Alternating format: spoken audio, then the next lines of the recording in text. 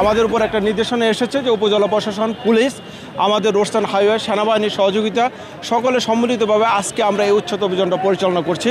আমাদের ডিস্ট্রিক্ট থেকে হলো যে আমাদের দুজন ম্যাজিস্ট্রেট এসেছে এবং আমাদের এডিশনাল এসপি মহোদয় এসেছে। তো ওনাদের যৌথ সহযোগিতা নিয়ে আমরা এই উচ্ছেদ অভিযানটা সাভারে হেমায়তপুরে পরিচালনা করছি। আপনারা জানেন ইতিপূর্বে আমরা কয়েকবার এই উচ্ছেদ অভিযান পরিচালনা করে আসছিলাম। আপনাদের মাধ্যমে সাভারবাসীকে এবং অবৈধ যারা ফুটপাতে ব্যবসা করেন তাদের একটা মেসেজ দিতে চাই, আপনারা কেউ ফুটপাতে ব্যবসা করবেন না, বৈধ জায়গায় ব্যবসা করেন। উপজেলা প্রশাসনের পক্ষ থেকে যে ধরনের সহযোগিতা লাগে আমরা আপনাদেরকে সহযোগিতা করব। পরবর্তী ব্যবস্থা হলো যে আজকে আপনারা দেখতে পাচ্ছেন আমরা হলো যে অবৈধ স্থাপনা সেগুলো ঘুরিয়ে দিচ্ছি। আইনের যে সর্বোচ্চ প্রয়োগ, আগামী দিনে যদি কেউ স্পর্ধা দেখায় তাহলে আমরা অর্থদণ্ড এবং কারাদণ্ড দুটাই দিতে হয়তো বাধ্য করব।